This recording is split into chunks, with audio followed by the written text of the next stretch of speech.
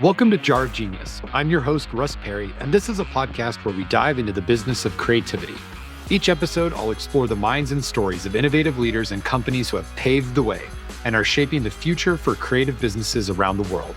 From groundbreaking business models to extraordinary creative campaigns and the innovations of technology we use and will use ahead, I'm excited to help you not only run a creative business, but thrive in this ever-changing and always challenging landscape. Hey everyone, welcome to another episode of Jar Genius. I'm your host, Russ Perry, and I am so super excited today because basically we're all hanging out with one of my friends I've known for many, many years, Olivia Luciani with Laced By Liv. We're going to talk all about her business, but Liv, I was so super excited to reach out to you and talk to you today. Also, you're coming in from all the way on the other side of the United States out in New York, correct?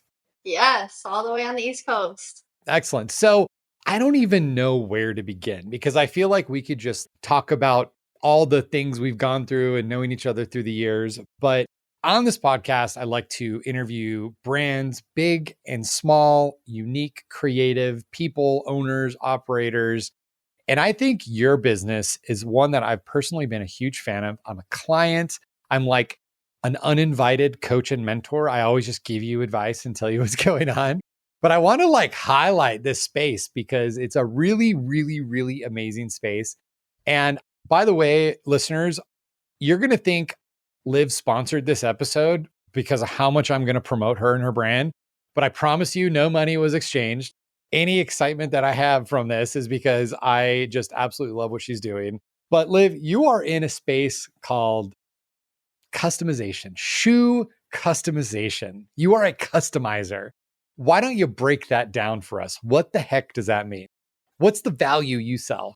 Thank you for the kind words. Basically, I design shoes for people all over the world and on a big scale.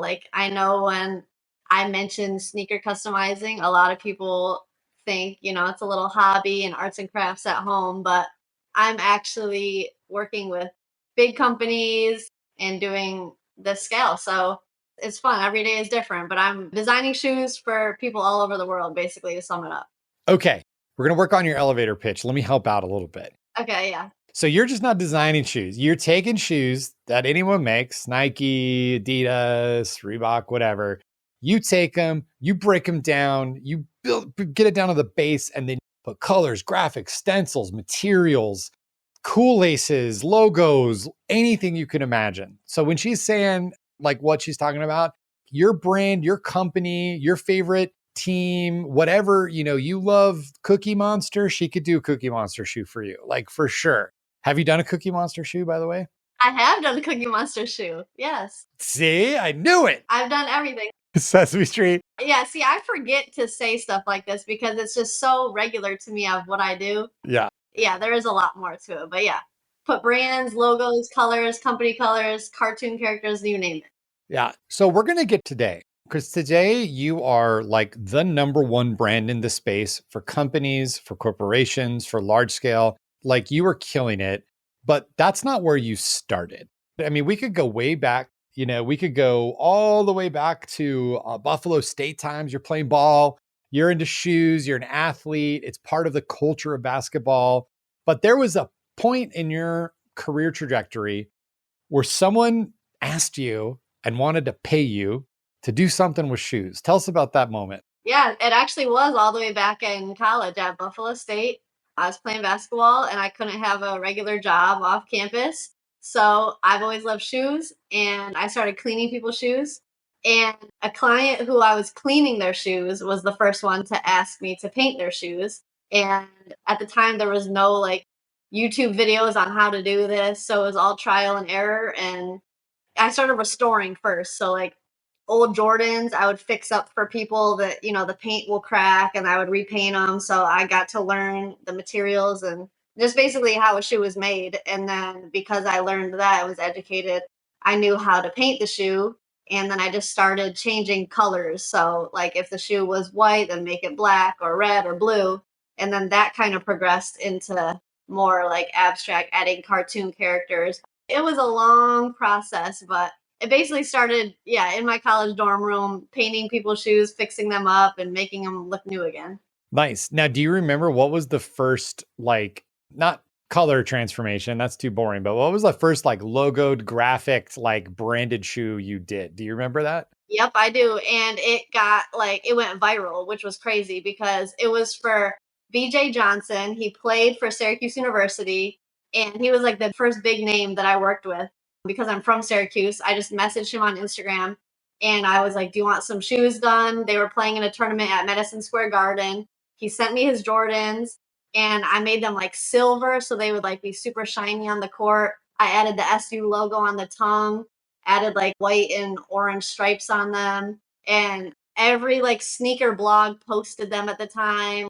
They were like top something, top 10. I don't remember what it was called, but it made these blogs that at the time were pretty big. So, yeah, that was like the first one I ever did that was fancy and it ended up kind of blowing up. I love it. Now, I'm going to jump around just for a second here, but a little basketball history for our audience. Michael Jordan was one of the first, athletes ever to identify a brand and a personality with shoe wear. Not the first, I'll take that back, but he was like the one that changed the game in many ways. There were custom shoe contracts prior to him, but he was the one where the shoe was designed around it. Obviously, there's, a lot of movies and stories about it. But in particular, what comes to mind, one of the things that he did differently was the color of the shoe. So he, was against NBA regulations to have different colored shoes, and he was able to lean into that. But since then, I mean, I'm sure there's whole shoe podcasts, so this is not one of them.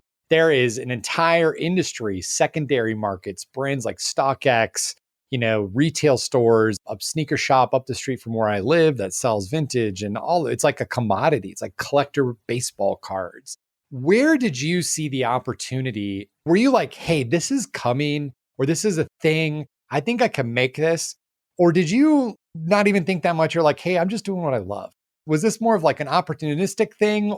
Or were you like, you know what? I'm just going to keep doing a little more. And then one day you wake up and you're like, crap, I have a business. Yeah, well, kind of a combination of both. Like when I saw the response of the shoes I did for BJ Johnson, I was like, hold on, like people actually really like this.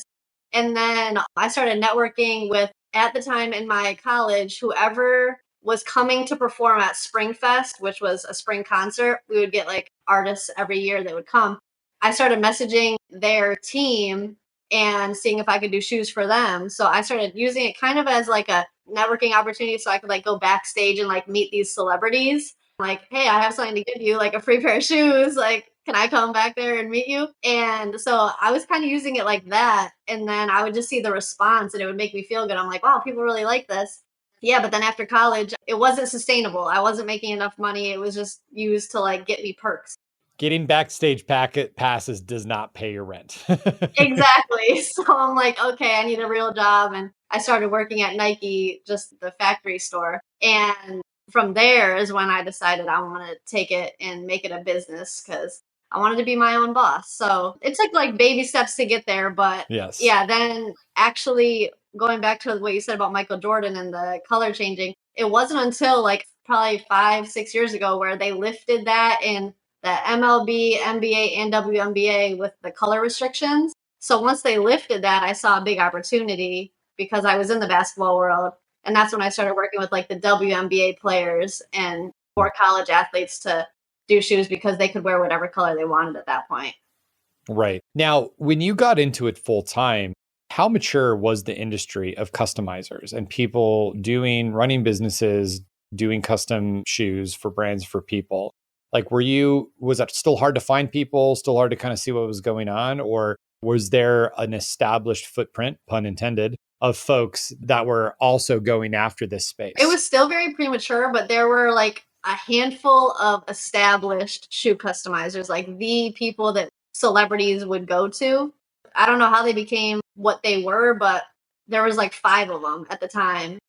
And now they're even bigger, but as far as like small companies, I would say that wasn't even a thing. It was more of like the influencer space. They had a lot of followers and they were known for doing it, but as far as making a full blown business out of it, it wasn't. I didn't see anything like it. Right. And as we've had many conversations, I think there's a lot of allure to being that influential and having the celebrity shoes and doing whatever. But like, I mean, I know the answer to this question, but I'm going to have you answer it because this is your podcast, your interview. Like, what did you realize quickly as you were working with celebrities and athletes and doing shoes for them as it impacted your business? How did that work? Yeah, it didn't really pay my bills. They all wanted stuff for free. They're like, I have this status, so, I'll do it for a shout out. That's what it was. I'll get you more followers in return. Yeah. And that was cool. Like, it was cool to be featured on their page and have the blogs post me and whatnot. But I quickly learned followers do not mean money and they do not pay your bills. It's cool to have that, verification and everything that comes with it. But I mean, yeah, I learned quickly that Yeah. that's the route I wanted to go down. And we'll get to it. But I mean, I think that's an important point. Like there is ego involved in, true creative arts or, industries or spaces in which there is high visibility on social media. There's often this disproportional amount of value given to people who can command eyeballs or attention or, they're famous. But the reality, and I know this to be true from many other brands and businesses that I've talked to and worked with, is that doesn't turn into dollars, at least not unless it's at a crazy, crazy scale. Like even, the breadth of the media landscape and the accessibility has made those eyeballs worth nothing, really, practically. And so you went through an evolution, over, I'd say 4 or 5 years, really. Yeah. And I think that's why I want to bring you on today, because you saw that, like, look, I have a decision to make. I can either go after my ego and be cool and famous and try to go into that, or I can make some money and start to look at my business in a different way. And so, like, talk to me about that moment. And, was there another opportunity from a business or a client that came your way that was that like second light bulb to say, cool doing shoes for athletes, but bam, this is actually paying my rent finally? Yeah. No, really. Well, I remember you always saying that too. Like, I need to pick a lane. And I always knew I wanted to do the bulk stuff, but I never had that opportunity until an NFT company reached out to me just for one pair. And then one pair turned to four. And then I was like, your audience is really, really liking these. Like, this was when NFTs were like going crazy. And they were posting them to Twitter because I made four for the owners. And I'm like, there's something here. Like, your audience is really liking this. What do you say? Like, we do a run for them? And they're like, all right, we hopped on a Zoom call. I pitched it to them and they're like 100 pairs. Let's start with 100 pairs. And I was like, whoa, like inside I was like, whoa, but I'm like, okay, yeah, for sure. And then Yeah. totally. So then I did that and I was like, wow, this was great. Like pretty much like guaranteed money up front and just easier to work with. If you work with athletes, they have agents and it's a whole process. And to work with a company who has like their own accounting department and stuff, it was just very seamless. And I'm like, you know what? I think we have something here. And then we ended up doing a second run. And then once I did that and posted that to social media, more companies started reaching out. Word of mouth really helped. And I just started doing more bulk orders. And I'm like, okay, this is the lane I want to tackle.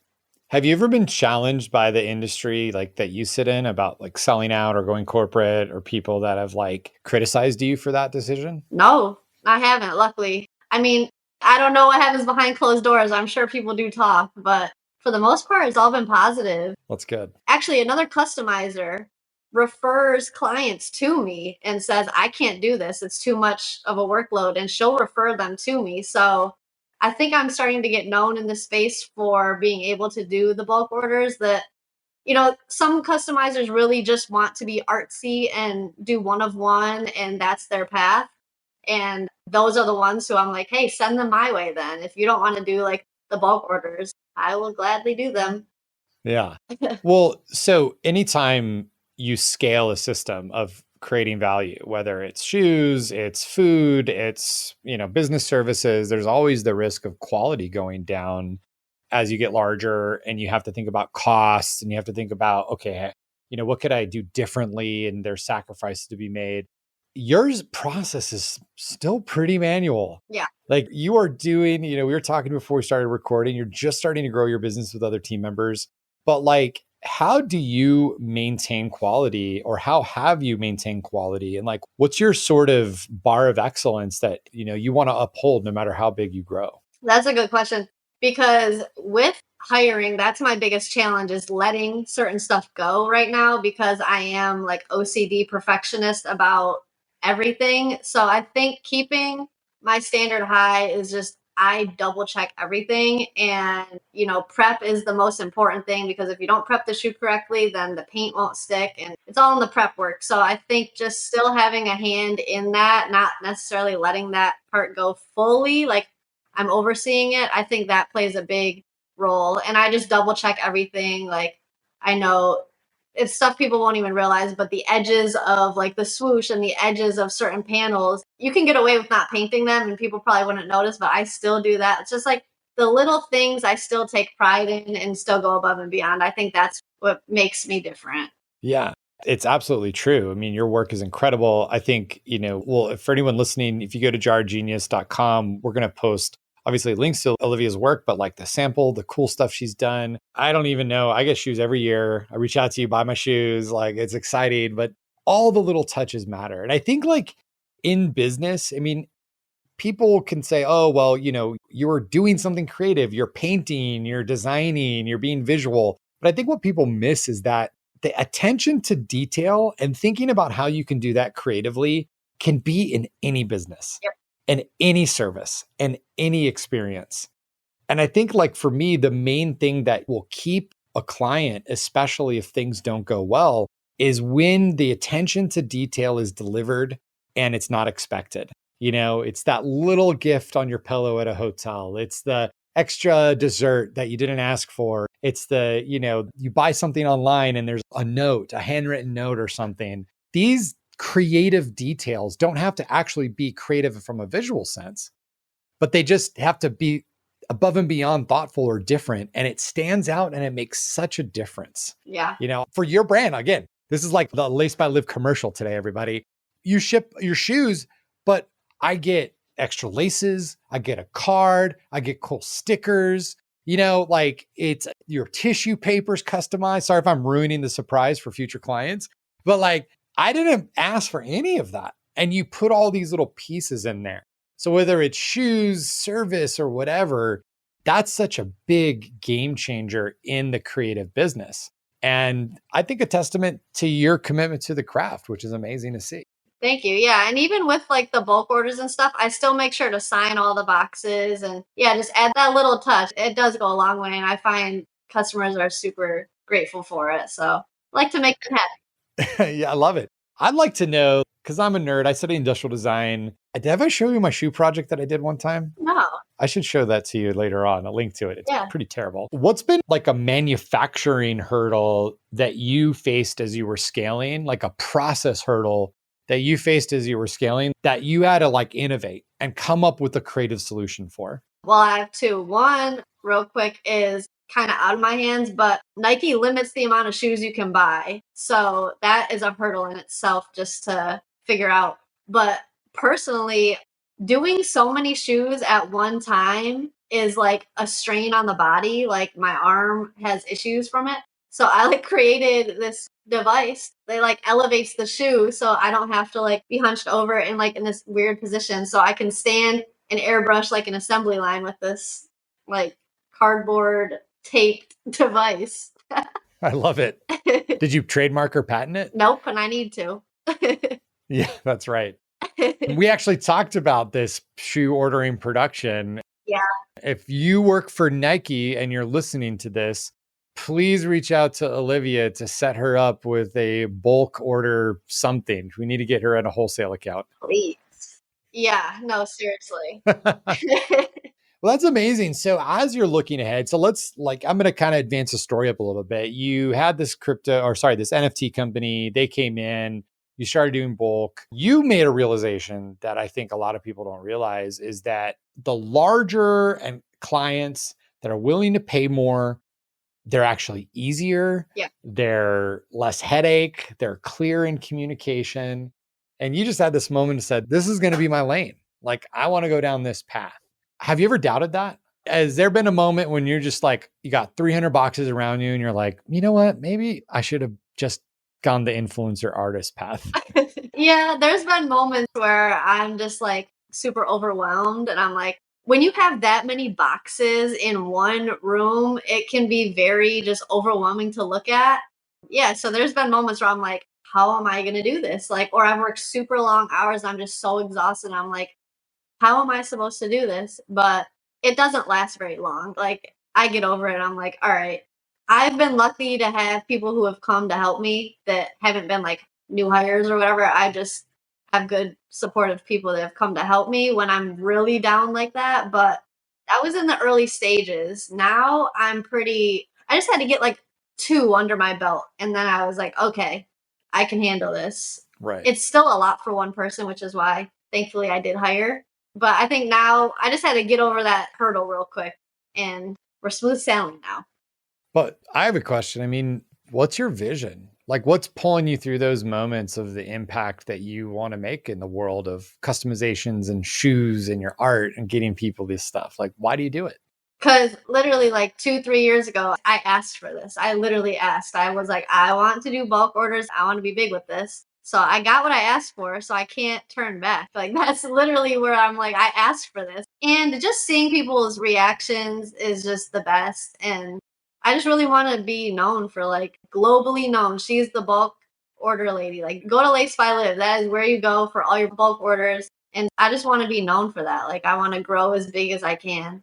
What's been your biggest order to date? 600 pairs. Okay, so we're putting in the universe, everyone. Jar of Genius. We got to get Olivia a 6,000 pair order. Yeah, add a 0. Let's see what happens there. Yeah. We'll be back into the why did I do this moment for a bit. I'll be like, oh man. But I asked for it. See, can't go back now. I asked for it. Well, I mean, the part you said about people's reactions, like, this is why I unabashedly advocate. I have your business cards that I hand out. Like, I have a stack when you're in Arizona because the reaction is so guaranteed. And I love telling people, like, you want to be creative in your gifting and your appreciation, anything, custom shoes. You don't even have to be a sneakerhead. It's the simplest gift, a shoe. And like, if you gave someone a shoe normally, like a significant other, a friend, a coworker, they'd be like, this is weird. Like, it's a weird gift, actually. It's a lame gift. You'd be like a bad gift giver if you gave a shoe. But if you gave a customized shoe, it is the coolest gift imaginable. Yeah. Why is that? Why is a regular shoe so lame and a custom, not just yours, like obviously yours are amazing, but like you give a custom shoe and it's like mind blowing. I don't even know why. I think it's the thought behind it because it's so personalized. I feel like that's how we connected. Yeah. I made those shoes for you. I had a coworker. And they sent me. Yeah, a coworker got them for me. Alex Rivera. Not sure if you're listening to this podcast. Thank you so much for connecting us so many years ago. Yeah. I guess shoes are personal. Like, think about it. Very. I mean, I wear 3 shoes 95% of the year. And then there's like a couple nights a month I'll wear a different shoe. But like, it's so personal, but it's so not thought of as like, I don't know, like there's not a lot of, for most people, like there are people who are sneakerheads, obviously in the community you're in, there are people who care a lot. But I think in general, but even if you give a non-sneakerhead a custom shoe, it is 100% guaranteed to have an incredible, thoughtful reaction. For sure. And half the people that are gifted, like when clients reach out and they're like, I want to gift so-and-so these shoes, they sit on a shelf never to be worn. They are like cherished by that person now. They don't even wear them. I'm like, they're made to wear. Wear them. Yeah. Yeah, you should see my design Pickle shoes right now. They are beat. Like, I wear the shit out of them.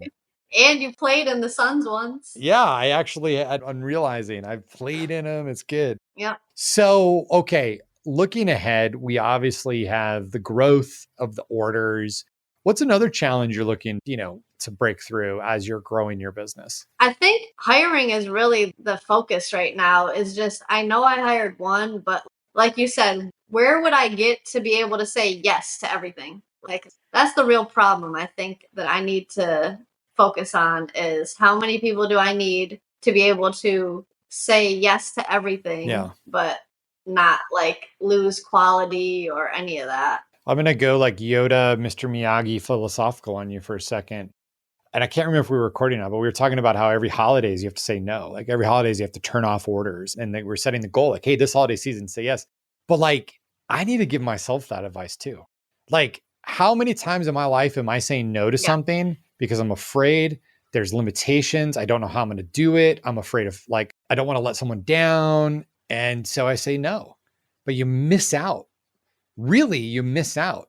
Don't say yes to everything, everybody. But like the reality is if there's the thing that you love to do, there's a thing that's driving value for your life, your business, you should say yes all day long. And I love that mindset. Like, what do I have to do to say yes? Yeah. Okay. Quick fire. And we're going to wrap this up. Yeah. I know you don't, lean into the celebrity shoes as much anymore. But if there was like one or two people that if they're listening right now, you want to do a shoe for them because you love them and they're like, you're going to go out of your way and make it happen. Who is it going to be? One person? One or two. Who are the top, got one or two folks in your mind that you're like, gosh, I want to do a shoe for this person. Okay. Lamar Jackson. Okay. That's the big one. Or LeBron James. Okay. I am like almost certain LeBron listens to my podcast now. I mean, we're just getting started. So LJ, get in touch with Olivia. She's going to hook you up. Yes. Who's someone you would never want to do a shoe for? Oh, that's a good question. Who would I not want to do a shoe for? It's okay if you like offend somebody. I mean, within reason, I guess. Probably Steph Curry. I'm not a fan. Oh, that is a slice. I thought you were going to say like Joe Biden because he's so boring or something, I went you're like, Steph didn't even make the playoffs. Who do I not? Come on, man. I know that wasn't a great answer, but I'm not a fan of Steph Curry. Did you watch the documentary though that they did? No. Honestly, I think you got to give him a chance and watch the documentary. It's pretty heartwarming. Really? Think it's on Apple TV. Double check on that, everybody. Yeah, we'll link to it in the show notes. I just didn't know about his collegiate experience. I mean, I was a fan of basketball, but I thought the story about the coaches is really what stood out to me and like the decisions they had to make with him because he wasn't doing well. That's what stood out, So because he was Division III, I believe. Yeah, he was at Davidson. Nobody. Well, I mean, he was awesome, but the school he went to, like, he didn't get recruited or anything. Yeah. Okay, so look, this has been just like, again, like I said at the beginning of the episode, like bringing a friend in. Olivia, I think that one of my biggest takeaways right here is like how to introduce creativity, not just in terms of like the actual like product you're making, but the approach of your business. Like you're going in an entirely different direction than anybody else in the space. You want to be the top tier gifting corporate bulk expert and do it with creativity, quality, those little touches. And so I'm really excited to see what happens. Thank you. And hopefully listeners, you go to our Instagram, Laced by Liv. We'll link to it. I mean, it is so super fun to be on there. You can even see some of my shoes. I think she has in her feed. Yes. If you search down, go down. Is that where everyone should go? Is Instagram your jam? Is there any place else people should go to follow you or find you? Well, lacedbyliv.com, my website. That's how to contact me. And then, my big portfolio is on Instagram. So awesome. And because this is basically a commercial for you, like what's the bulk? Who do you want to talk to? Like, where's the minimum in terms of shoes? Are we starting at 6,000 or is it a little bit lower than that? Can people contact? We can start a little lower than that, but hey, if you have 6,000, reach out. But any company gift. Was it like a dozen? Like a dozen is a good fit? Yeah, like that's 12 more than that? Yeah. Okay, cool. Awesome. We won't get into the ordering, all of that. Go to our site, lacedbyliv.com, on Instagram. I can't wait for next season. My son's shoes this season did not do well. So we need to do better for the designs next year because obviously the Suns suck this playoffs. I need to put my shooter's touch into, you see the trophy? Yeah, that's right. Everyone, if you're watching the video, Olivia was in town. We were hanging out. We went to the Suns Arena. Shout out to Trainual. They had an event and she was the 3-point champion at that event. So that's right. All right. Well, Again, if you want to catch up on any of the links, the things we've mentioned, you've already forgotten how to get in contact with Liv, go to our website, jarofgenius.com. And we're a new podcast. So if you are listening and you haven't given us a rating, hopefully a great one, that helps us get shared out there. I can't wait to see you soon, Liv. I hope we can hang out, and can't wait for that 6,000 pair order to come in and you get really angry at me because we made it happen here. But take care and talk soon. Appreciate it. Thank you so much. Thank you so much for listening to this episode of Jar of Genius, sponsored by Design Pickle. To learn more about the topics discussed, get access to any of the links mentioned, and submit ideas for future seasons, head over to jarofgenius.com. Now, if you enjoyed the show, you know the drill. A solid rating on your favorite podcast platform helps others find what we are creating and join the conversation. We'll see you next time, and never forget, creativity is your secret strategic weapon.